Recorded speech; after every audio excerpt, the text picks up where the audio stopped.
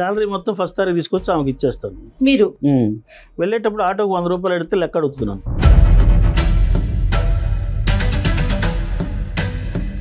నేను ఆఫీస్కి వెళ్ళే లోపు తను బయటకు వెళ్ళిపోతుంది. పాప కూడా ఎన్నోసార్లు వేరే అపార్ట్మెంట్కి ఫ్లాట్కి వెళ్ళి వెతకడం, అసలు ఎక్కడుందో తెలియదు, ఫోన్ ఇంట్లో పెట్టి వెళ్తుంది.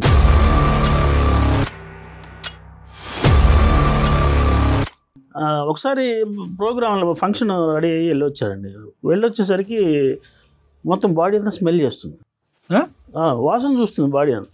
ఏంటంటే మన నా జాగ్రత్తలో నేను ఉండాలిగా అంటూ.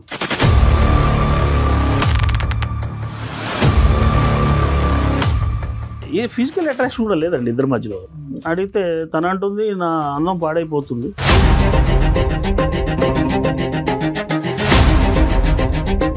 నేను ఒకటే అడుగుతా, ఇక్కడ మీరు పక్కింటికి వెళ్ళటానికి కారణం ఏంటి? మీరు టమాటా పచ్చడి బాగా పెడతారనా, లేదంటే మీ ఆయన మొహం టమాటా అలా ఉంటుందనా? ఎవరైనా సాయం అడిగితే చేసి పెట్టడమే నాకు అలవాటు. ఆడదాని యొక్క అందం ఎలా తరిగిపోతుంది పెళ్ళయిన తర్వాత చెప్పండి. సంసారంలో ఆ విషయంలో నేను దూరంగా ఉన్నప్పుడే నా అందం నేను కాపాడుకోగలను. అమ్మ దేవుడా, ఇంక ఇతను ఆ కోరిక మర్చిపోవాలా? నా అందం నాకు ముఖ్యం. నేను అందంగా అందరిలోకి నేను అందగత్తిని కాబట్టి నా అందాన్ని నేను కాపాడుకోవాలనుకుంటున్నాను. తప్పేముంది?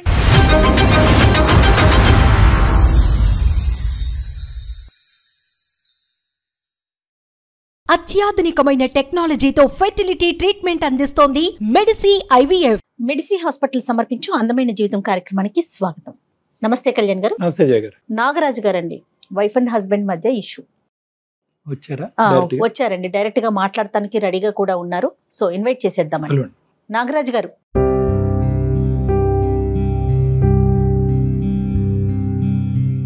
నమస్తే నాగరాజు గారు. నమస్కారం అండి, నా పేరు నాగరాజు. చెప్పండి నాగరాజు గారు, సమస్య ఏంటి? నేను ఒక ప్రైవేట్ కంపెనీలో అసిస్టెంట్ మేనేజర్గా పనిచేస్తున్నాను. సంతోషం. సుజన నా వైఫ్. సుజన 4 years కిడ్ ఉంది. మా ఆవిడకి ఇది సోషల్ కల్చర్ ఎక్కువ. ఓకే, మంచి విషయం కదా. అంటే అపార్ట్మెంట్లో 18 ఫ్లాట్స్ ఉంటాయి. 18 ఫ్లాట్స్. తనకు ఒక 4 ఫ్రెండ్స్ ఉన్నారు. Okay okay. నేను ఆఫీస్ నుంచి ఇంటికి వచ్చేటప్పటికి ఇంట్లో ఉండదు. పాప వెతకాలి, నేను వెతకాలి, ఏ ఫ్లాట్లో ఉందో కూడా తెలియదు. విచిత్రం ఏమిటంటే పాప మీద మా మీద కంటే బయట వాళ్ళ ఫ్రెండ్స్ మీద, వాళ్ళ ఫ్రెండ్స్ ఇళ్ళకి వెళ్ళి సర్వీస్ చేయటం, వాళ్ళ ఇంట్లో వెళ్ళి వంట చేయటం, మన ఇంట్లో ఉన్న కర్రీస్ తీసుకెళ్ళి వాళ్ళకి సర్వ్ చేయటం, అదే సరిపోతుంది. ఇది ప్రతిరోజు జరుగుతున్న ఇష్యూనా మీ ఇంట్లో? ప్రతిరోజు జరుగుతుంది. నేను ఆఫీస్కి వెళ్ళే లోపు తను బయటకు వెళ్ళిపోతుంది. మరి పాపని ఎవరు చూసుకుంటారండి? పాప నేనే స్కూల్కి వెళ్ళి వెళ్ళిపోతాను. పాప వచ్చే టైంకి ఉంటుందా మహాతల్లి? అప్పుడు కూడా ఉండదా? పాప తెలియదు నేను ఏం జరుగుతుంది. పాప కూడా ఎన్నోసార్లు వేరే అపార్ట్మెంట్కి ఫ్లాట్కి వెళ్ళి వెతకడం, అసలు ఎక్కడుందో తెలియదు, ఫోన్ ఇంట్లో పెట్టి వెళ్తుంది. ఏదన్నా ఇంటి పరిధే, ఈ అపార్ట్మెంట్ బ్లాక్ పరిధే, అపార్ట్మెంట్ దాటి వెళ్ళదు, అపార్ట్మెంట్స్ లోనే. ఏం చేస్తుందా అంటే మనం ఏదన్నా వాళ్ళ ఇంటికి వచ్చి తన పొగిడితే అసలు ఏమో సోలం బాతికి అయిపోద్దండి. ప్రతిరోజు ఏం పని ఉంటుందండి వాళ్ళ ఇంటికి వచ్చి? అదే అర్థం కావట్లేదు. పైగా ఈ చివరికి ఎట్లేదంటే వాళ్ళ ఇంట్లో వెళ్ళి టేస్ట్ బాగుంది 4 మాటలు చెప్పి వెళ్ళి వంట కూడా చేస్తుంది వాళ్ళు.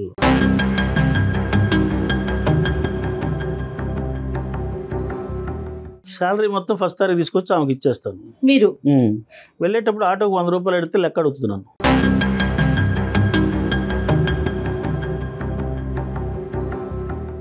ఆదివారం రోజు ఇంకో రోజు ఇంట్లో మీరు ఉన్నప్పుడు అప్పుడు ఇంటి పరిధిలోనే ఉంటుంది, అప్పుడు కూడా దాటి వెళ్తుంది. ఆదివారం రోజు కాస్త చక్కగా చికెన్ తెచ్చుకొని 1 kg తెచ్చుకొని శుభ్రంగా ఫ్యామిలీ 2 పూట్ల తిందామనే ఆలోచనతో తీరా తినబోయేసరికి 2-3 ముక్కలు ఉంటాయండి.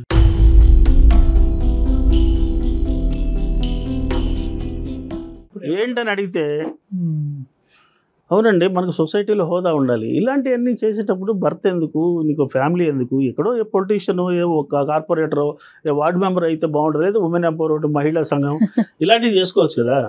నేను ఎంతో ఎక్స్పెక్ట్ చేసి మంచి ఫ్యామిలీ అని చెప్పి చేసుకున్న పాప పుట్టేదాకా బాగుంది. తర్వాత ఈ ప్రవర్తనలో ఇలా మార్పు వచ్చింది. మీరేమన్నా నచ్చట్లేదు ఆవిడకి? అంటే మీరు ఇంట్లో టైం స్పెండ్ చేయట్లేదు, మీకు తనకు కావాల్సింది ఇవ్వలేక అటువైపు ఏమైనా డైవర్ట్ అయింది ఆవిడ? అట్లేం లేదండి, మనిషి చూస్తే పద్ధతిగానే ఉన్నది. కాన్షియస్ మళ్ళీ ఏదో చక్కగా చీర కట్టుకొని తయారైందని చెప్పి వెళ్ళి కాస్త టచ్ చేస్తే కిందికి వెళ్ళిపోయి ఏంటమ్మా అట్లా వెళ్ళిపోయావంటే ఇవాళ వనభోజనాలకు వెళ్తున్నారు అని చెప్పేది ఎస్కేప్ అయిపోయి. ఇప్పుడు బలహీనత ఏంటి? పొగడ్తా, కాంప్లిమెంట్స్, ఎవరైనా పొగిడితే, తర్వాత బ్యూటీ కాన్షియస్, ఓకే, ఈ రెండింటిని దృష్టిలో పెట్టుకొని భర్తని నెగ్లెక్ట్ చేస్తూ ఉంది, ఫ్యామిలీని నెగ్లెక్ట్ చేసుకుని తనంతటి తానే నెగ్లెక్ట్ అవుతుంది. నా పనులన్నీ నేనే చేసుకోవాలి, ఇంట్లో బట్టలు ఐరన్తో సహా నేనే చేసుకోవాలండి. సో మీ ఇంట్లో పనులు మీరు చేస్తారా, ఆవిడ వేరే ఇళ్లలో పనులు పనులు చేస్తారా? వాళ్ళు చేస్తారు. అది ఇంట్లో విచిత్రం. వంట అది చేస్తారండి ఆవిడ?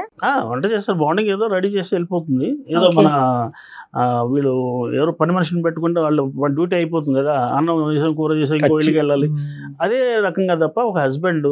నాకేంటంటే ఇక్కడ ఉన్న భయం ఏంటంటే పాప ఎంత నెగ్లెక్ట్ అయిపోతుంది, ఆ పసిప్రాణం బయటకు చెప్పుకోలేకపోతుంది, తల్లి లేదు. ఎక్కడ ఉంటుందో తెలియదు, ఏ నిమిషం ఏం చేస్తుందో తెలియదు. నేను లిటరల్ గా చూశాను ఒకసారి, పాప వెళ్ళి ఒక ఫ్లాట్ లో ఉంది, నేను ఒక ఫ్లాట్ లో వెతుకుతున్నాను.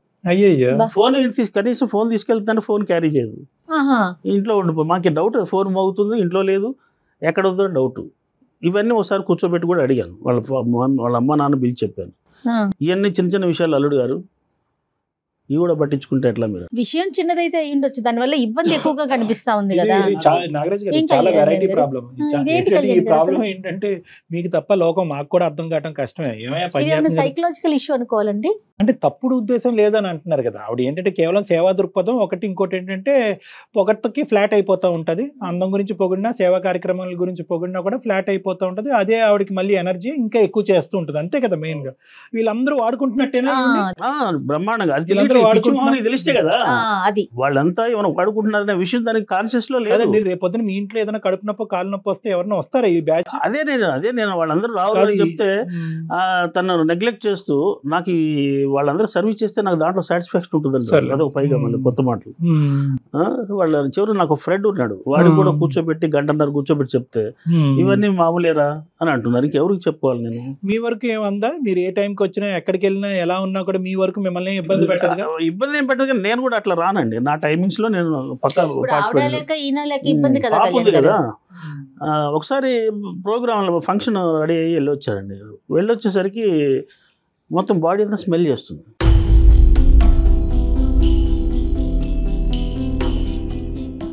వాసన చూస్తుంది బాడీ అని. ఏంటంటే మన నా జాగ్రత్తలో నేను ఉండాలిగా అంటూ. అదేంటది? ఏం చెడ్డలు వాటి అది నాకు అర్థం కాలేదు. అంటే ఎప్పుడు ఫంక్షన్కి వెళ్ళినా వచ్చి ఆవిడ మిమ్మల్ని వాసన చూస్తా? వెళ్ళి ఫ్రెష్గా తయారీ స్ప్రే అది కొట్టుకొని వెళ్తాం కదండి ఫంక్షన్ అంటే. అంటే ఇద్దరు కలిపి వెళ్ళేదానికి మీరు ఒక్కరే? నేను ఒక్కరే వెళ్ళేదానికి. ఇద్దరు వెళ్తే రాదు కదా తను బయటకు, అసలు అక్కడ పబ్లిక్ వాళ్ళని వదిలిపెట్టి రాదు, ఫ్రెండ్స్ని వదిలిపెట్టి రాదు. ఇంకేదంటే ఏ ఫిజికల్ అట్రాక్షన్ కూడా లేదండి ఇద్దరి మధ్యలో.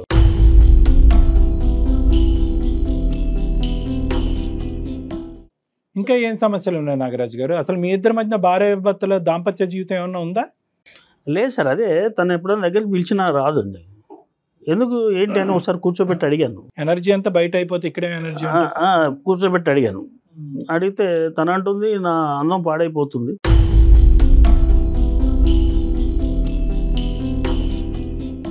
అందం పాడైపోతుంది?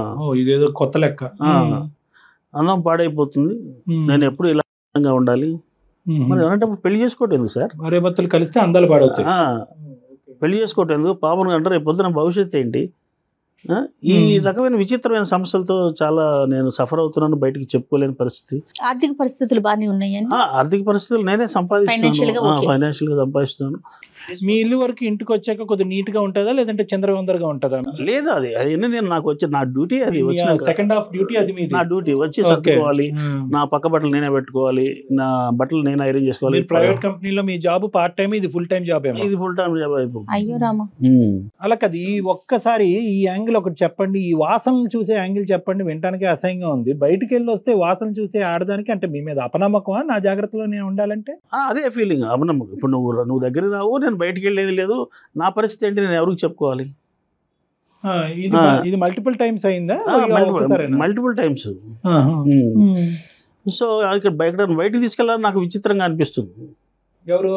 ఆవిడని తీసుకెళ్ళాలని, అక్కడే ఎలా బిహేవ్ చేస్తుందని. ఇంట్లో విషయాలు బయటకు ఎవరికైనా ఫ్రెండ్స్ కి చెప్పుకుందాం అంటే వాళ్ళు నమ్మేటట్లేరు. ఇవన్నీ చిన్న చిన్న విషయాలు, వీటి గురించి ఏం ఆలోచిస్తాం? అంతే కదా. సరే, ఇప్పుడు మా దగ్గరికి ఎందుకు వచ్చారు? ఏం చేద్దాం అంటారు? సృజన గారికి మేము ఏం చెప్పాలి? ఒకప్పుడు మాట్లాడిస్తే మీరు భర్తగా నాకు పొందాల్సిన సుఖం ఏమి లేదు సార్. కనీసం మనిషిని ప్రేమగా చూడటం లేదు. మార్నింగ్ వెళ్ళేటప్పుడు కానీ వచ్చేటప్పుడు వచ్చిన ఫేస్లో కాస్త చిరునవ్వు లేదు. ఇవన్నీ లేకపోవడంతో పైగా ఉల్టా ఏదైనా చిన్న చిన్న విషయాలకి డిస్కషన్ ఎక్కువ, ఆర్గ్యుమెంట్ ఎక్కువ. సో ఇవన్నీ చాలా ప్రాబ్లమేటిక్ రోజు రోజు పెరుగుతున్నాయి. నాకు మనశ్శాంతి లేదు ఫస్ట్. సో ఈ రకమైన ప్రాబ్లం అయితే చాలా టార్చర్ అయితే అనుభవిస్తున్నాను నేను. ఈ విషయంలో మీరు చెప్పి ఏమైనా కన్విన్స్ అంటే ఇప్పుడు ఈ విషయంతో విడిపోవడం అనేది పెద్ద సమస్య కూడా కాదు. అసలు నాకు ఏం అర్థం కావట్లేదు. మరి ఈ క్వాలిటీస్ పెళ్ళైనాక డెఫినెట్గా కుటుంబంతో మారుతారు కదా, కుటుంబం విలువల తల్లిదండ్రులు నేర్పించాలి కదా సార్. సరే ఒకసారి కలపండి, ఫోన్ ఉందా మాట్లాడుతుందా? ఉంది. ఒకసారి చెయ్యండి. అంటే హిస్ట్రియానిక్ పర్సనాలిటీస్ అని కొన్ని ఉంటాయి మేడం. అంటే ఎలా అంటే నార్సిస్టిక్ అండ్ హిస్ట్రియానిక్ పర్సనాలిటీస్, వీళ్ళకి ఏంటంటే పొగడ్తలు అనేది ఒక శక్తి, ఎనర్జీ. ఎక్కడ పొగడ్త వస్తాయి కనుక మరి ఆవిడ కంప్లైంట్లు ఇతను పొగట్లేదు అనేది వస్తుందా, ఇతను అప్రిషియేట్ అందాన్ని. హలో సుజన, ఎక్కడున్నావు? నేనా పక్కన దేవి గారి ఇంటికి వచ్చాను. చెప్పండి. కాదు, ఇప్పుడు అక్కడేం చేస్తున్నావు? నేను ఇక్కడ అందమైన జీవితం ప్రోగ్రామ్కి వచ్చాను. అక్కడ మన డాక్టర్ గారు ఉన్నారు, ఒకసారి వారు మాట్లాడతారట. వెళ్ళాను, ప్రాబ్లం ఉంది, వెళ్ళాను. సరే ఒకసారి మాట్లాడతారట. సృజన గారు నమస్తే అమ్మా, డాక్టర్ కళ్యాణ్ చక్రవర్తి. సార్ నమస్తే, చెప్పండి. అంటే మేము ఇలా సడన్ గా సర్ప్రైజ్ చేయడంతో మీరు కూడా కొద్దిగా ఇబ్బందిగా ఉన్నారు. ప్లస్ ఏంటంటే వాళ్ళ ఇంట్లో ఏదో డిస్ట్రిబ్యూషన్కి వెళ్ళినట్టున్నారు మీరు. అతను ఏమంటారు అంటే కనుక, సార్ నేను ఎప్పుడు వచ్చినా ఆవిడ ఇంట్లో అవైలబిలిటీ ఉండదు, ఇంట్లో ఆవిడ యొక్క అవసరం ఏంటి అనేది, ఆవిడ బాధ్యత ఏంటి అనేది ఆవిడకి అర్థం కావట్లేదు. నేను వచ్చినప్పుడు ఉండకపోవటం అనేది పక్కన పెట్టండి, స్కూల్ నుంచి వచ్చే పాప కూడా అమ్మ ఎక్కడ ఉంది అని చెప్పి ప్రతి ఇంటికి వెళ్ళి కాలింగ్ బెల్ కొట్టి మా అమ్మ ఉందా అనేటటువంటి పరిస్థితిలో ఉంది. ఇటువంటిది ఇదేం కర్మ సార్ నాకు. పోనీ ఇంట్లో టైం స్పెండ్ చేసేటటువంటి ఆ అమ్మాయి కూడా వేరే పనుల్లో నిమగ్నం, బయట ఉండేటటువంటి ఇంపార్టెన్స్ ఇంట్లో ఇవ్వట్లేదు, మోరల్ సపోర్ట్ లేదు, ఇమోషనల్గా లేదు, ఆఖరికి భార్యాభర్తల సంసార జీవితం కూడా మా ఇద్దరి మధ్యన లేదని చెప్పి అతను వాపోతున్నాడు. మరి ఏం చేద్దాం అంటారు? అతను చెప్పేంత స్థాయి ఉందా ఇక్కడ? ఇంకా ఇప్పుడు ఇంకెంతసేపు 6 ఏళ్ళకే రిటైర్ అయిపోతారమ్మా? సంసారం చేయకుండానే పాప పుట్టేసిందండి నాకు. కాదు అమ్మ, సంసారం చేయకుండానే పాప పుట్టిందని అది లైఫ్ కాదు కదండి, అదే లైఫ్ కాదు కదా. భార్యాభర్తలు అంటే ఇంకా అదే పని మీద. అదే లైఫ్ అని నేను ఎక్కడన్నానమ్మా, అది కూడా లైఫ్ అని అంటున్నాను నేను. ఇప్పుడు ఒకటండి, ఇంటికి వచ్చేసరికి అంటే ఊరి మీద చిరాకులన్నీ తీసుకొచ్చండి నాకు మొహం మార్చుకుని వస్తారండి. ఆ మొహం చూస్తేనే నాకు చిరాకు వచ్చేది. మొహం బాగాలేదు, రైట్, ఓకే. నెంబర్ 2, చిరాకులన్నీ నాకు ఇంట్లో చూపిస్తారండి. నాకు ఎలా ఉంటుందంటే, ఇప్పుడు ఇరుగు పరుగు ఉన్నాం అనుకోండి, నేను ఎక్కడ ఉంటే అక్కడ సంతోషంగా ఇంటికి వస్తే ప్రేమ ఎప్పుడన్నా కాఫీ ఇచ్చావా నువ్వు? వెళ్ళేటప్పుడు ఆఫీస్కి వెళ్ళేటప్పుడు నాగరాజు ఆవిడ లిస్ట్ ఆవిడ చెప్పనియండి. చెప్పమ్మా. 1 మొహం బాగాలేదు, 2 హ్యాపీగా ఉన్నారు, నాకు సంతోషం, నేను ఉన్న ప్లేస్ లో వాళ్ళకి సంతోషం ఉంది. ఇంట్లో ఆయనకు మాత్రమే నా దగ్గర సంతోషం లేదు. నన్ను చూస్తేనే బయట చిరాకులన్నీ నా మీద చూపిస్తారు. ఇంక ఇంట్లో అక్కడ ఎలా ఉండబోతుందండి? ఏంటమ్మా భయంకరంగా ఏం చూపెడతాడమ్మా అతను? ఏం చూపెడతారు అది కూడా మేము తెలుసుకో. బయట చిరాకంతా నా మీద చూస్తే మొహం బయట చిరాకులన్నీ ఆమె మీద చూపిస్తారు. ఇరుగు పొరుగు ఇళ్ళకెళ్ళి వాళ్ళకి కలిసేటప్పుడు ఇవాళ టమాటాలు వచ్చినాయండి, టమాటా పచ్చి పట్టబట్టి ఆవిడ వచ్చాను, నేను బాగా పడతాను కాబట్టి నన్ను అడిగింది, నేను వచ్చాను. తప్పే ఉందండి ఇందులో? ఎదురు వాళ్ళకి చేసుకుంటే తప్ప, అది కూడా ఆయన దృష్టిలో తప్పే. నేను ఒకటే అడుగుతా, ఇక్కడ మీరు పక్కింటికి వెళ్ళటానికి కారణం ఏంటి? మీరు టమాటా పచ్చడి బాగా పెడతారనా, లేదంటే మీ ఆయన టమాటా అలా ఉంటుందనా? ఎందుకు వెళ్ళారు మీరు? నాకు అర్థం కావట్లే. అంటే ఇక్కడ పరిస్థితులు బాగాలేక అక్కడికి వెళ్ళారా? అక్కడ మీరు బాగా సహాయం అందిస్తున్నారని చెప్పి అలా ఒక 4 మంచి మాటలు అంటాం వల్ల అక్కడికి వెళ్ళారా? దేని గురించి వెళ్ళారు? నాకు ఒకటండి, ఎవరైనా సాయం అడిగితే చేసి పెట్టడమే నాకు అలవాటు. ఆవిడ అడిగింది, నేను చేసి పెట్టాను. ఇందులో తప్ప, ఇది కూడా తప్పేనంటారా? అలాగే తప్పు అనట్లేదు. ఎందుకు తప్పు మనకేదన్నా సాయం కావాలంటే కాదు సృజన గారు, మీరు చెప్తూనే పోతున్నారు. మీ మాటకి నేను సమాధానం చెప్పిన తర్వాత మళ్ళీ మీరు మాట్లాడండి. నేనేమంటున్నానంటే, ఇక్కడ ప్రత్యేకంగా ఒక కారణం కావాలి. ఇతను ఏంటంటే బయట అక్కడికి ఇక్కడికి వెళ్ళి అతను సాడ్గా, బాధగా, అతని బాధలన్నీ మీ నెత్తి మీద కక్కుతున్నాడు అనేటటువంటి ఉద్దేశంతో ఇంట్లో ఉండలేకపోతున్నారా? లేదంటే బయట నా ఇంపార్టెన్స్ ఎక్కువ ఉంది, బయట నా యొక్క పొగట్టు ఎక్కువ ఉంది, వాళ్ళు నా సహాయ సహకారాలు అక్కడ ఎక్కువ ఉపయోగపడుతున్నాయని వెళ్తున్నారా? ఈ రెండిట్లోకి ఏది అని అడుగుతున్నా. ఎక్కడ సంతోషం ఉంటే అక్కడే ఉంటారండి ఎవరైనా. ఇరుగు పొరుగు దగ్గర నాకు మనశ్శాంతిగా సంతోషంగా ఉంది కాబట్టి అక్కడ కూర్చుంటున్నాను. పొద్దు నుంచి సాయంత్రం దాకా ఏమి ఉండదండి వాళ్ళకి. పొద్దున్న అన్ని వండి పెట్టి ఆయన ఆఫీస్కి వెళ్ళిన తర్వాతే నేను ఇరుగు పొరుగు దగ్గర కూర్చుంటా. అదేనమ్మా, ఇప్పుడు నా భయం ఏంటంటే రేపొద్దున అతను ఉద్యోగం నుంచి రిటైర్ అయిన తర్వాత ఉదయం నుంచి సాయంకాలం వరకు అతను ఇంట్లోనే ఉంటాడు కాబట్టి, అతను మొహం చూడటం ఇష్టం లేదు కాబట్టి ఉదయం నుంచి సాయంకాలం వరకు రేపొద్దున మీరు అక్కడే ఉంటారేమో. తొందరలో జరగబోతుందేమో. ఎప్పుడు రిటైర్మెంట్ అండి? ఎప్పుడు రిటైర్మెంట్ గురించి ఎప్పుడు అడుగుతున్నారండి మీరు? కాదు, ఇప్పుడు రిటైర్మెంటే కాదనుకో, ఇప్పుడున్నటువంటి పరిస్థితిలో అతను ఏం చేయగలిగితే, అతను ఎలా ఉండగలిగితే మీరు ఇంట్లో ఉంటారు? ఆయన ఇప్పుడు నేను ఎలా సంతోషంగా ఉన్నాను, ఇప్పుడు ఒక హెల్పింగ్ నేచర్ అనేది మనిషి అన్నాక ఒక హెల్పింగ్ నేచర్ అనేది మనిషికి ఉండాలి. అది ఆయన దగ్గర లేదు. ఆయన చెయ్యరు, ఎదుటి వాళ్ళు చేస్తారు, వారో లేదు. అతను ఏమంటున్నాడంటేనమ్మా, నిన్నేమి హెల్ప్ చేయొద్దు అని ఏం అనట్లేదు, నా అవసరాలు ఏంటి అని అంటున్నాడు. అతను భార్యాభర్తల సంబంధం అవనియండి, లేదంటే మీ ఇంట్లో పనులు అవనియండి, మీ ఇంట్లో పనులన్నీ కూడా సవ్యంగా సాఫీగా ఎటువంటి ఇబ్బంది లేకుండా అయిపోతాయి సుజన గారు? లేదంటే ఇతను కూడా అతను దాంట్లో హెల్ప్ చేస్తాడా? ఒకసారి పెళ్లి అనేది చేసేది ఏంటంటే వంశాభివృద్ధి కోసం. ఆ వంశాభివృద్ధి నా కూతురు పుట్టింది. అంతేనా? కూతురు పుట్టిన తర్వాత ఏదో నా పూజలు, నా పునస్కారాలు, నాకు ప్రజాసేవలు ఇవి నాకు ఇష్టం. ప్రజాసేవ, ఇంటి సేవ లేదు కానీ ప్రజాసేవ. నేను కాదన్ను, ఆయనకి ఇచ్చే ఫ్రీడమ్ నేను ఇచ్చాను. నాకు ఇచ్చే ఫ్రీడమ్ ని ఆయన నాకు ఇమ్మనండి. ఏ రోజైనా ఆఫీస్కి వెళ్ళాక నేను ఫోన్ చేసి మీరు ఏం చేస్తున్నారని నేను అడిగానా? నన్ను ఎందుకు అబ్జెక్షన్ పెడతారు? ఆడవాళ్ళకి ఎంత ఫ్రీడమ్ కావాలి అనేది మీకు ఇప్పుడు బోల్డ్ మీరే చెప్తున్నారు కదండి. మగవాళ్ళకి ఎంత ఫ్రీడమ్ ఉందో ఆడవాళ్ళకి కూడా అంత ఫ్రీడమ్. ఫ్రీడమ్ అంటే అది కాదు. ఇప్పుడు ఇంకొక అంశం చెప్పండి, ఈ ఒక్క అంశం పక్కన పెట్టండి. మీకు విపరీతమైన, సరే మీ అందం మీ ఇష్టం, మేమెవరు మాట్లాడటాను, కానీ మీ అందచందాల మీద మీరు చూపెట్టేటటువంటి ఇంట్రెస్ట్. అయ్యో నేను ఇంకా కంప్లీట్ చేయలేదు తల్లి, నా ఓపెనింగ్ స్టేట్మెంట్ అది. మీ అందం మీ ఇష్టం. ఈర్చపడుతున్నారా? ఈర్చపట్టం తప్ప అతని జీవితంలో ఇంకేం లేనట్టుంది అక్కడ. మీ అందం చూసి ఈర్చపట్టం ఒకటే అతను పెళ్లి చేసుకున్న చేసే ప్రధానమైన కార్యక్రమం. మీరేమో వచ్చి అందచందాలని ఇది చేస్తూ ఎదురింటోళ్ళకి పక్కింటోళ్ళకి చూపెడుతున్నారు, కానీ భర్తకు కావాల్సినటువంటి సుఖం అర్థం కాక అతను పరిగెట్టుకుని ఇక్కడికి వచ్చి కూర్చున్నాడు. మీరేమో వచ్చి ప్రజాసేవ చేస్తే తప్పేంటంటే, డాక్టర్గా మీరు ప్రజాసేవ చేయమనాలి కదా అని అంటే కనుక, ఏంటమ్మా ప్రజాసేవ చేసి, ఇంట సేవ చేసి ప్రజాసేవ చేయమ్మా. సరే, ఇప్పుడు ఈ అందం గురించి ఏంటి సబ్జెక్టు, ఈర్ష అంటారా? అప్పుడండి ఆ ఒక్క విషయంలో ఇప్పుడు అది పెద్ద విషయం కాదండి. భార్యగా ఆయనకి చేయాల్సినవన్నీ నేను చేస్తున్నా, దాని వల్ల అందం తరిగిపోద్దండి. అది నా అందం నేను కాపాడుకోవడం కూడా నాకు ముఖ్యమే కదా.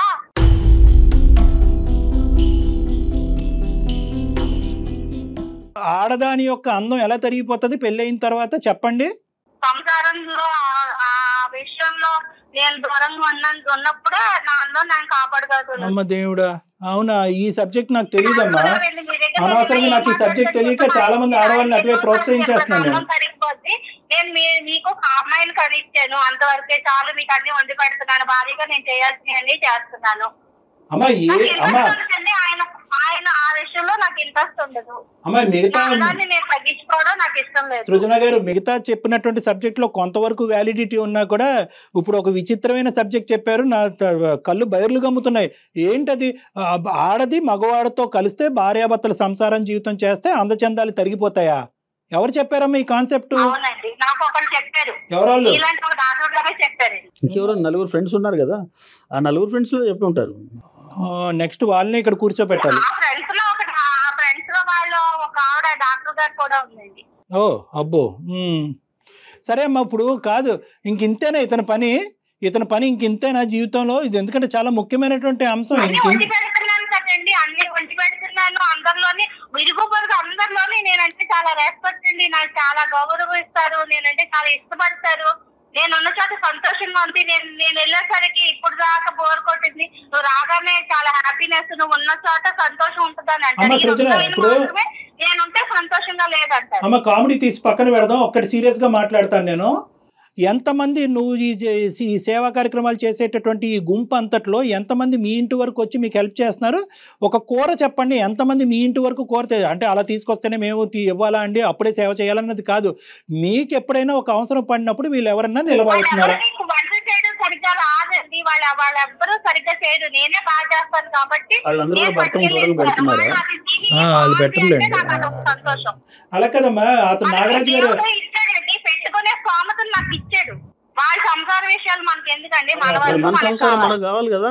నాకు ముఖ్యం. నేను అందంగా అందరిలోకి నేను అందగట్టను కాబట్టి నా అందాన్ని నేను కాపాడుకోవాలనుకుంటున్నాను. తప్పేముంది?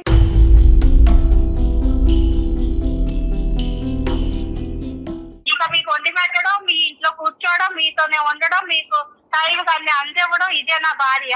ఏమో నీవు మొండి వాదన, దానికంటూ సొంత పిచ్చి వాదన, అభిప్రాయాలు, మొండి సొంత వాదన. అసలు సంస్కారాలు, అసలు సొంత ఉండకూడదా? పిల్ల పుట్టేంత వరకు నీ దగ్గరకు వస్తాను, ఒక పిల్ల జల్ల పుట్టిన తర్వాత నా అందాన్ని కాపాడుకునే కార్యక్రమంలో నీ దగ్గర నుంచి దూరంగా ఉంటానని చెప్పుంటే ఆ మహానుభావుడు పెళ్లి చేసుకుని ఉండేవాడు కాదు. ఇది పెళ్లి పెళ్లి నాకు అప్పుడు తెలీదండి, అప్పుడు నాకు తెలీదా? అప్పుడు తెలీదు. అమ్మో. అప్పుడు నాకు చిన్న వయసు కదా, నాకు తెలీదు. ఇంక ఇతను ఆ కోరిక మర్చిపోవాలా? అలానే నేను ప్రతిరోజు అలాగే లేను కదండి, ఎప్పుడు 6 నెలలకో 8 నెలలకో సంవత్సరాలు. ఎందుకమ్మా మరి అంత ఫ్రీక్వెంట్ గా? అసలు పక్కన పెట్టేయలేదు కదండి. 6 నెలలకు ఒకసారి వస్తుందంట ఆవిడ బెడ్ మీదకి. ఏం మాట్లాడుతున్నావు అమ్మా ఇది? అసలు నాకు ఏం చెప్పాలో కూడా నాకు అర్థం కావట్లేదు. ఫస్ట్ టైం ఏం మాట్లాడాలో కూడా నాకు అర్థం కావట్లేదు. నిజంగా ఏం చదువుకున్నారు? నీకు చెప్పినటువంటి ఆ మహాతల్లి ఎవరు? ఆ మహాతల్లి అలా చెప్తుంది అంటే కనుక నిన్ను పక్కదో పట్టించడం గురించి, నీ సంసారంలో నిప్పులు పోయడం గురించి అలా చెప్తుందేమో. ఆ మాత్రం ఆలోచన కూడా లేదు. వదిలేమ్మా, ఏం డాక్టర్లా? వదిలేమ్మా, ఇలా చెప్పినటువంటి డాక్టర్ ఎక్కడో ఉంటారని నేనైతే అనుకోవట్లేదు.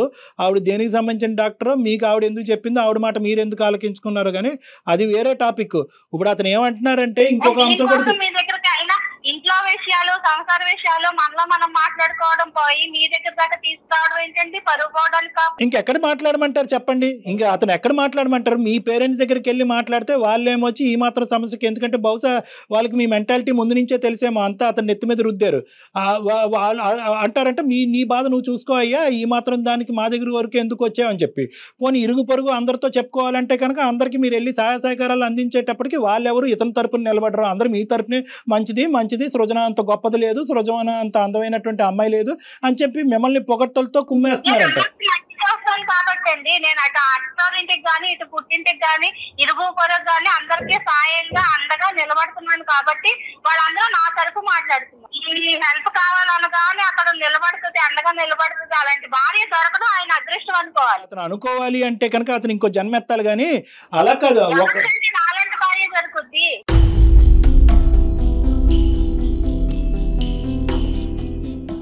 ఇప్పుడు ముందు భర్త కూతురు యొక్క పరిస్థితి ఏంటి అదొక్కటి నాకు చెప్పండి. వాళ్ళిద్దరు హ్యాపీగా లేరు. ఆయనకి ఇంట్లోనే హ్యాపీగా ఉండదు, నన్ను చూస్తేనే సంతోషంగా ఉండదు. ఆయనకి సంతోషంగా ఉంటే ఇప్పుడు మేమిద్దరం మాట్లాడుకో నాకే చెప్తారు కదా, మీ దాకా ఎందుకు వస్తారు? అందరికీ నచ్చింది కానీ ఆయనకు మాత్రం ఎందుకు నచ్చట్లేదు? చెప్తే కదా నువ్వు అన్నావు, నా అందం తరిగిపోతుంది అన్నావు కదా, చెప్తేనే కదా నువ్వు అన్నది, నా బ్యూటీ తగ్గిపోతుంది, అందం తగ్గిపోతుందని నేను అనబట్టే కదా కూర్చోబెట్టి. ఎన్నిసార్లు చెప్పలేదు నీతోటి? సినిమాల్లో చేయమని ఎవరు చెప్పలేదా? మరి మీరు చాలా అందంగా ఉంటారంట కదా. నేను చాలా అందంగా ఉంటానని ఇప్పుడు మీకు చెప్తున్నారు. ఆయన కనీసం ఒక్క రోజు అండి అంటే ఆడదానికండి ఒక 3 మల్లెపూలు తీసుకొస్తేనే సంతోషపడుతుందండి. ఏ రోజైనా ఆయన చేత మల్లెపూలు తీసుకొస్తారు అడగండి మీరు? ఏ రోజు ఏ టైంకి వచ్చినా నేను అడగలేదండి. ఒక ఫస్ట్ పాయింట్. 2, ఆయనకి ఏది నచ్చితే అదే నేను కట్టుకున్నాను తప్ప నాకు ఇది నచ్చింది అంటే ఆయన ఎక్కడ ఫీల్ అవుతారో, ఆయన బాధపడడం ఇష్టం లేక నేను అది అడగలేదు. ఆయన ఏ షర్ట్ వేరే షర్ట్ నచ్చినా కూడా ఆయనకు నచ్చిన షర్ట్ అది చండాలంగా ఉందండి, అది వేసుకుంటే అస్సలు బాగోదు, అయినా అదే తీసుకుంటే నీకు కరం ఇంకా నీకు సెలక్షన్ కూడా రాదనుకుని ఊరుకున్నాను తప్ప నువ్వు ఇది కట్టుకొని నేను అడగల. ఆవిడ యొక్క బలహీనత అవనియండి, ఏదన్నా అవనియండి, సర్వసహజంగా ఆడవాళ్ళందరికీ కూడా ఉండేటటువంటిది ఏంటంటే అప్రిసియేషన్ కావాలి. వంట బాగుంది, చీర బాగుంది, కట్టుబాటు బాగుంది, ఆలోచన బాగుంది. ఇది ఎప్పుడైనా వచ్చిందా? ఈ యాంగిల్ ఎప్పుడైనా మీరు ఈ విధంగా మీ భార్యని అప్రిషియేట్ చేయాలనే ఆలోచన మీకు అది ఇక్కడ దొరకపోవటం వల్లే ఆవిడ అందరికీ చేతిలో పెడితే అప్రిషియేషన్ ఉండండి. డబ్బులు కాదు కానీ ఇదంతా కూడా ఎక్కడ స్టార్ట్ అయింది అంటే కనుక ఆవిడ వీక్నెస్ ని అందరూ క్యాష్ చేసుకుంటున్నారు. ఆవిడ వీక్నెస్ ఇది అన్నది మీకు అర్థం కావట్లేదు. ఆవిడ వీక్నెస్ ఏంటంటే బహుశా ఒక చిన్న పొగట్ట, ఈ కూర బాగుంది, ఈ వంట బాగుంది, ఈ చీర బాగుంది. రోజు పొగట్టం అనేది కాదండి, పొగట్టం అనేది పెదాల దగ్గర నుంచి వచ్చే కాదండి, మనసులోంచి వచ్చేటటువంటి అంశం. ఆవిడ ఇప్పుడు వరకు అన్ని ఇన్వాలిడ్ పాయింట్స్ చెప్పిన లాస్ట్ 2 minutes బ్యాక్ ఆవిడ చెప్పినటువంటి పాయింట్ చాలా వ్యాలిడ్ పాయింట్ ఉంది. నాకు ఎప్రిసియేషన్ కావాలి. అతను ఎప్పుడు చూసినా కూడా వర్క్ అని చెప్పి బయటకు వెళ్ళి ఆ వర్క్ అంతా అతను నెత్తి మీద వేసుకుని అంతే. సరే మగాడంటే అలాగే కష్టపడాలి తప్పదు. కానీ ఆవిడకి ఈ బలహీనత ఉన్నప్పుడు ఏంటంటే కొద్దిగా మీరు ఆ లూప్ అనేటటువంటిది ఓపెన్ చేసి ఆవిడ కావాల్సిన ఆవిడ కాంట్రిబ్యూట్ చేస్తే బహుశా ఆవిడ ఇది ఎత్తుక్కుంటూ వేరే ఇళ్ళకి వెళ్ళదేమో అనేది నా అభిప్రాయం. ఇప్పుడు నేను ఒక చీర కట్టుకున్నాను అనుకోండి, కనీసం ఆ రోజు నా మొహం కూడా చూడకూడదు. దాన్ని ఈ రోజు ఏం చీర కట్టుకున్నానో ఆయన అడగండి, చెప్తారేమో, గుర్తుందేమో అడగండి. అది కష్టం. కట్టుకున్నానో నా ఫ్రెండ్స్ చెప్తారు, నిన్న కట్టుకున్న చీర సూపర్ ఒక గుడి కూడా తీసుకెళ్ళరండి అంటే నేను అందంగా ఉన్నాను కాబట్టి అక్కడ వాళ్ళందరూ నన్ను అంకు చూసేస్తారు కాబట్టి నన్ను బయటికి తీసుకెళ్ళరు. ఇది భార్యాభర్తలుగా ఎదురు బదురు కూర్చుని ఏమండి నాకు మీ దగ్గర నుంచి రావాల్సినటువంటి మీరు ఎలాగైతే శారీరక పరమైనటువంటి సంతోషాన్ని కోరుకుంటున్నారో అదే ఒక భార్యగా నాకు ఒక స్థానం అనేటటువంటిది ఇంట్లో ఉండాలి అనే కోరికతో నేను ఉన్నాను, నా దగ్గర నుంచి ఈ పొగట్ట ఈ ఎప్రిసియేషన్ ఈ అనుభవం నాకు కావాలి అనేది మీరు చెప్తే ఎందుకు ఇవ్వడం మాత్రం? తప్పకుండా. అంటే ఏ భార్య అన్నా నన్ను పొగుడు లేకపోతే నాకేమో ఇది చెయ్యి అని భార్య అడిగితే చేసేదాన్ని. బేసికలీ ఏంటంటే అతను ఇంటి వర్క్ వెళ్ళటం, వర్క్ నుంచి ఇంటికి రావటం తప్ప ఆ మహానుభావుడికి ఇంకేమీ తెలియదు. అలా తెలియనప్పుడు ఏంటంటే మీ దాకా ఎందుకు వస్తారండి? మరి ఇది తెలిసిందా ఇంట్లో విషయాలన్నీ? అదేనమ్మా మీరిద్దరు కూర్చొని మాట్లాడుకుంటే మా వరకు తీసుకురావాల్సినటువంటి అవసరం లేదమ్మా. కాదమ్మా నేను ఇప్పుడు ఇందులో ఏంటంటే కొన్ని చాలా వాస్తవాలకి సైన్స్కి చాలా దూరమైనటువంటి అపోహలు అంశాలు ఉన్నాయి. అవి పబ్లిక్ ప్లాట్ఫామ్ మీద మాట్లాడుకోవడానికి నీకు నచ్చదు, అతనికి బాగుండదు, నాకు నచ్చదు. అవి విడిగా మనం కౌన్సిలింగ్ అనేటటువంటి ప్రక్రియలో కూర్చొని మాట్లాడుకుందాం. అది మేజర్గా ఏంటంటే భార్యాభర్తలకు సంబంధించింది. ఇక్కడ ఒక అంశం ఏంటంటే అమ్మా నేను కూడా ఆయనలో ఉన్న లోటుపాట్లన్నీ మీ దగ్గర చెప్పాల్సినవి ఉన్నాయండి. తప్పకుండా దాన్ని బట్టి మీరు ఆయన కూడా చెప్పండి. అదే ఓకే. కానీ మీరు అలా డైవర్ట్ అవటానికి ప్రధానమైనటువంటి కారణం ఏంటంటే మొగుడుగా ఉండేటటువంటి ఇతను నాకు ఇచ్చేటటువంటి ఇంపార్టెన్స్ డబ్బుల పరంగా ఇస్తున్నాడు లేండి. ఏంటంటే ఒక ఆడదాని యొక్క బలీనత తెలుసుకుని ఆ అందచందాలని పొగట్టమో లేదంటే ఈ బాగున్నాయి అనేటటువంటి మాట అంటమో ఈ విధంగా ఉంటే కనుక నేను ప్రోత్సహించబడతానండి, దాన్ని బట్టి నేను ఇంట్లోనే ఎక్కువ టైం స్పెండ్ చేసి ఉండేదాన్ని అనేది మీ వాదన. దాని గురించి అతనితో కూడా మనం మాట్లాడదాం. ఎందుకంటే అతనికి చాలా వరకు తెలియనితనం అనేది ఉంది. ఇక్కడ వరకు వచ్చారు అంటే కనుక మీ ఇంట్లో ఆ డిస్కషన్ జరిగి మీరు అక్కడే తేల్చుకుని ఉంటే కనుక ఇక్కడ వరకు రాలు. మీ ఇద్దరు కూర్చుని మాట్లాడుకోవటానికి టైమే ఉండట్లేదు. ఎందుకంటే ఏ ఇంట్లో మీరు ఉంటున్నారనేది అతనికి తెలియట్లేదు. ఎత్తుక్కుని వచ్చేటప్పటికే అలసిపోతున్నారు, అందరూ పడుకుంటున్నారు. సో అతను చెప్పేటటువంటి వర్జన్ బట్టి ఏంటంటే మీ ఇద్దరి మధ్యన ఇన్ని 6 సంవత్సరాల్లో మీ ఇద్దరు ఉండేటటువంటి ప్రాబ్లమ్స్ ఏంటి అనేది మీరు డిస్కస్ చేసుకోవాలి. ఇది ఒకటి. అతని సైడ్ నుంచి ఉండేటటువంటి కొన్ని అంశాలనమ్మ ఖచ్చితంగా ఒక్కసారి ఇమోషనల్ ఫీల్ అవ్వకుండా ఈ వేదిక వరకు అతను ఎందుకు తీసుకొచ్చాడనే ఆలోచన లేకుండా ఒక్కసారి మీ మనస్సాక్షి మీద చెయ్యి వేసుకుని ఒక్కసారి ఆలోచించుకోండి. ఈ రోజు నుంచి మీరిద్దరు ఎవరికైనా చుట్టుపక్కల ఇరుగు పొరుగు వాళ్ళకి హెల్ప్ చేయాలనుకుంటే ఇద్దరు కలిసికట్టుగా వెళ్ళి హెల్ప్ చేసుకోండి. మీరు ఎక్కడ ఉంటున్నారో తెలియక అతను ఆలోచించుకుంటూ ఉంటాం. ఏ 10 రూపాయలు ఇస్తే కనుక అది ఎలా మాయం అవుతుంది అనేటటువంటి భయంలో ఉండటమో ఇది కరెక్ట్ కాదు. దేనికన్నా ఒక హద్దు, ఒక లిమిట్ అనేటటువంటిది ఉంటుంది. సోషల్ సర్వీస్ చేస్తే తప్ప, పక్కింటి వాళ్ళకి హెల్ప్ చేస్తే తప్ప, పక్కింటి వాళ్ళకి ఇరుగు పొరుగు వాళ్ళకి హెల్ప్ చేయటం వల్లే కనుక భగవంతుడు మనల్ని చూసుకుంటాడనేటటువంటి మీ వాదనతో నేనేమి వ్యతిరేకించట్లే. కానీ దానికి కూడా ఒక హద్దు ఉంటుంది, ఒక లిమిట్ ఉంటుంది, ఒక బ్యాలెన్స్ అనేది చాలా ఇంపార్టెంట్. సో నేనేమంటున్నానంటే ఈ రోజు నుంచి మీరు తడిగొట్ట కట్టుకుని అవన్నీ ఆపేసేయండి, చుట్టుపక్కల ఇరుగు పొరుగులు ఉండేటటువంటి వాళ్ళందరితో తెగదెంపులు చేసేసుకోండి అని నేను అనట్లేదు. మీ భర్తకి ఇష్టపూర్వకంగా ఉండేటటువంటి అంశాలు మీరు చేపట్టండి. ఇద్దరు కలిసికట్టుగా చేయండి. ఏవైతే ఫ్రెండ్స్ రిలేషన్షిప్స్ మీరు డెవలప్ చేసుకుంటున్నారో కలిసికట్టుగా ముందుకెళ్ళి చేసుకోండి. కానీ అందులో కొంతమంది ఎవరైతే కనుక మిమ్మల్ని వాడుకోవటానికి, ఈ సిచ్యువేషన్ అడ్వాంటేజ్ తీసుకోవటానికి, ఆఖరికి మీ మైండ్లో అనవసరమైనటువంటి సబ్జెక్ట్స్ పెట్టి ఈరోజు భార్యాభర్తల దూరం కూడా పెంచడానికి ప్రయత్నించే వాళ్ళు కూడా ఉంటారు. తస్మాత్ జాగ్రత్త అని మీకు చెప్తున్నా. సో ఇక్కడ ఏంటంటే ఫస్ట్ ఆఫ్ ఆల్ మీరు చేసేవి మీరు చేయండి. కానీ ఎంతవరకు దానికి మీ హస్బెండ్ ఏకీభవిస్తున్నాడు అన్నది ఒకసారి ఆలోచించుకోండి. పాపతో టైం స్పెండ్ చేయండి, ట్రై చేయండి. హస్బెండ్తో టైం స్పెండ్ చేయడానికి ట్రై చేయండి. అతని దగ్గర నుంచి ఏమైనా ప్రాబ్లమ్స్ ఉంటే కనుక మీలో ఈ ప్రాబ్లమ్స్ ఉన్నాయి, ఇవి నేర్చుకోండి అని చెప్పి ఓపెన్గా మాట్లాడటానికి ట్రై చేయండి. ఇంటి పరిస్థితులు చక్కదిద్దుకున్న తర్వాత బయటకు వెళ్ళటానికి ఆలోచించుకోండి. సుజన, ఒకటి, ఏదైనా కూడా చేతులు కాలేక ఆకులు పట్టుకునే పరిస్థితి రాకూడదు. ఎవరైతే కనుక మిమ్మల్ని ఈరోజు పొగడ్తలతో ముంచుతున్నారో కరెక్ట్గా ఒక వారం 10 రోజులు వాళ్ళ ఇంట్లోకి వెళ్ళకుండా, ఏ హెల్ప్ చేయకుండా, ఏ కూర ఇవ్వకుండా, ఏ డబ్బులు సహకరించకుండా ఎండగట్టండి. అసలైనటువంటి రూపురేఖల్లో నిజాలు బయటకు వస్తాయి. ఒకసారి అపాయింట్మెంట్ తీసుకొని కలుద్దురు కానండి సృజన గారు, మీరును మీ హస్బెండ్ కలిసి. ఓకే అండి, డాక్టర్ గారిని కలిసే లోపు మీరు కూడా ఎలాంటి ఇష్యూస్ చేసుకోమాకండి. వీలైతే ఈ వారంలోనే 1-2 రోజుల్లో కలుద్దురు కానీ కలవండి, ఒకసారి మాట్లాడండి. రైట్ అండి, థ్యాంక్ యూ సార్. నమస్తే. అత్యాధునికమైన టెక్నాలజీతో ఫెర్టిలిటీ ట్రీట్మెంట్ అందిస్తోంది మెడిసి IVF.